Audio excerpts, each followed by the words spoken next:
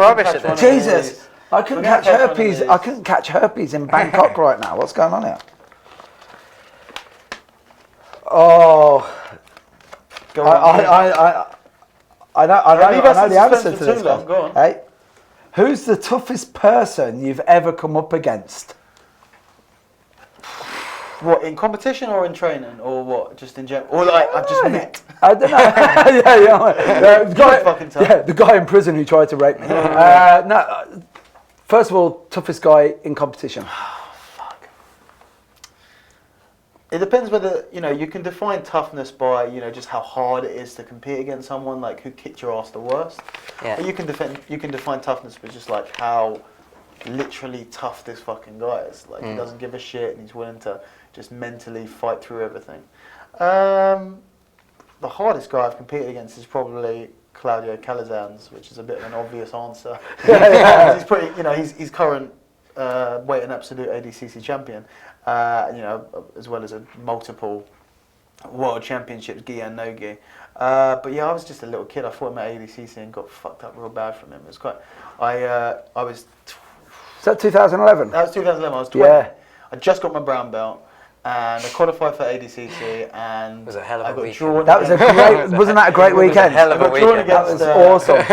I got drawn against Calazans, and then you start. Yeah, I remember it. Yourself, I'm gonna fucking beat Claudio Calazans. I'm gonna fucking beat him. I convinced myself that I was gonna beat him. Like fully convinced myself. You have to, you can't go in there thinking you're gonna lose. So fully like I'm gonna make my name for myself, and I fucking tap Calazans out. And then I went out there and I pulled guard. And I swept him, and like when you grab onto someone, you can, everything physically and almost technically as well. You can feel everything you need to know about someone. You grab onto someone, you can feel their fucking tension. You can feel their strength. You know everything you need to feel. Yeah. I've fought with people, and I've grabbed onto them. And you just go, this guy's got nothing. Boom, submit him straight away. So I grab onto Calazans. I'm like. I was expecting him to be really strong. He's a Jiu Jitsu guy. It was under 77 kilos, but he was fucking shredded, And expecting him to be really strong judo guy as well. And I grab onto him. He doesn't feel like anything. I'm like, it threw me off a little bit. How weak this guy felt, and obviously he wasn't fucking weak at all. He was just chilled as fuck. He didn't care about the stupid white guy from England who's a fucking brown belt. He's just about to smash. And I got on top, and I was like, I fucking swept this guy. And then. I back off a little bit as I usually do, and then I'm normally quite cautious when I go back in the past, but I convinced myself in like a split second that I fucking got this shit. So I like rushed straight in there because I thought I've got it, and then boom, like that, and he knee bars me. I was like, fuck, dumb motherfucker. I was never gonna win. I'll tell you what, that was a wicked weekend. That was a great fight as well, man. Crazy. Well, it wasn't a great fight. It wasn't my favourite fight. But it was. It was that was an awesome weekend. Yeah, it was a crazy weekend. It was a really good. And it was really good ADCC. Yeah, it was good ADCC. Yeah, it was one some crazy stuff in that one. Chris, tough. The thing is I don't compete a lot. Apart from me, who's the toughest guy that you? Yeah, I was going to say obviously, pretty much. Pretty much. I mean, like I don't compete a lot, so it's hard for me to really say. Like, toughest guy you've met then? Toughest guy I've met, hard as nails. Yeah. Jeez. Lloyd. Do you remember Lloyd? I fucking remember Lloyd. That guy's hard as nails. That guy is hard. Who's We used to train with a guy in when we did traditional jiu-jitsu, a guy called Lloyd, and he used to show me scars on his arms, saying like, yeah, this was a bottle, and this was. He was this, a bouncer, wasn't he? He was a bouncer. He was a bouncer at the Cladder Ring. Do you know the Cladder Ring? Yeah, I know the Cladder Ring. He was a bouncer at the Cladder Ring. Jesus, I got thrown out of the Cladder Ring. Probably by Lloyd. Probably, yeah. But rumour has it that he knocked someone out with a shin kick to the leg. Yeah. Yeah, I would not be surprised. I would not be surprised. He was a You got to hit someone guy. pretty fucking hard in the leg. Yeah. But he was the soundest, loveliest, nicest guy you'll ever meet. Really, really sound guy, but tough as nails. He used to go into caravan sites looking for fights. Really? He used to do King of the Wow. Gypsies. Yeah. Really? For boxing. Yeah. He was crazy. Fuck me. Lovely guy though. Lovely guy. Yeah, They always are. Scariest, the most terrifying. I think he was like an English teacher, wasn't he? Like an English teacher at nicest school. people. You just don't fuck with them. but both of you guys have told me before about, and we just. I would say, when you say it, Nick's the fucking toughest guy. Yeah. I know. Yeah. Just because he's fucking 50 years old, and he'll roll.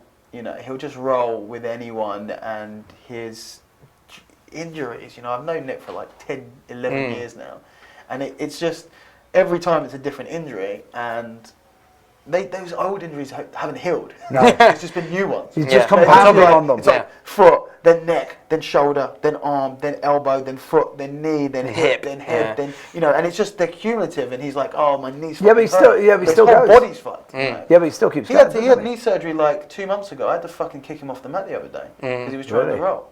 Yeah. Bad man. You do that a lot though. You do that a lot. Get the fuck off the mat! Get off the fucking mat! If anyone rolls with him, I'm gonna find you. Really? Yeah, he'll fucking roll.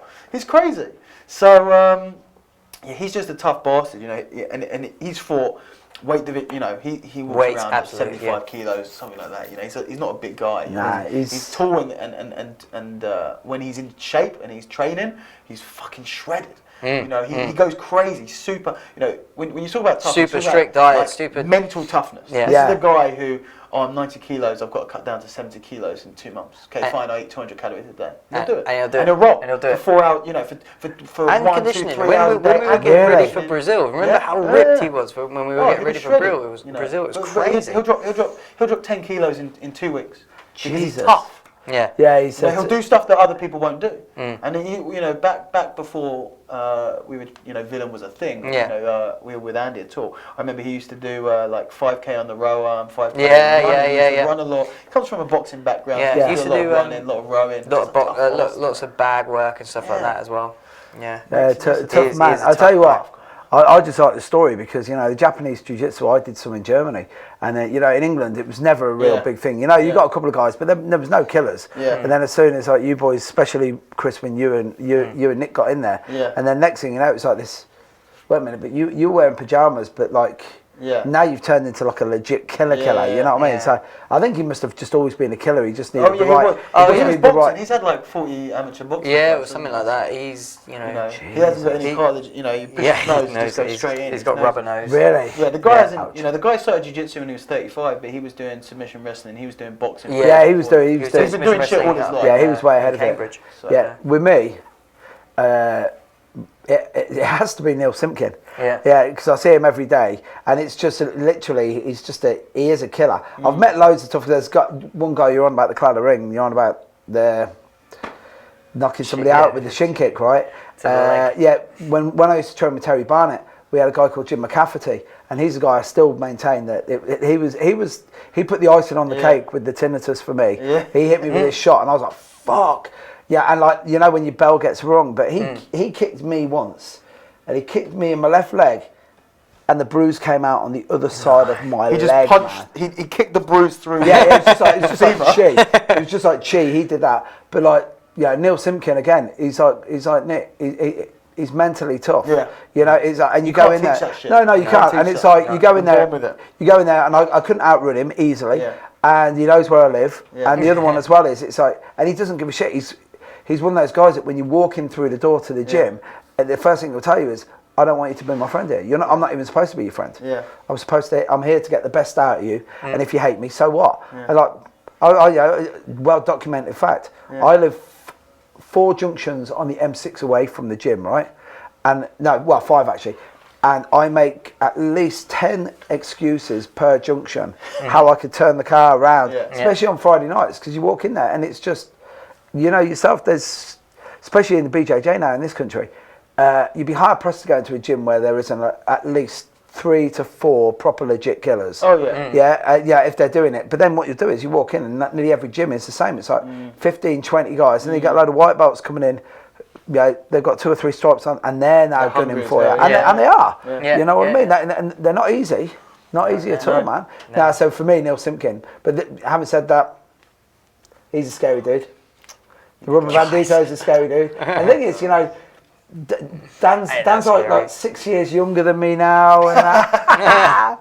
Yeah, it's the hair, man. It's the hair and the beard. I know. People believe you that shit as well. I tell you what, there's Jiu-Jitsu ages you. It does. Jiu-Jitsu does age you, man. I tell you. Well, you look alright. Well, you might look alright. You're in your mid-40s. Mid-40s, right? Yeah. So 48, isn't it? Yes. Same year as me. Yeah, about right. Yeah. So there we are.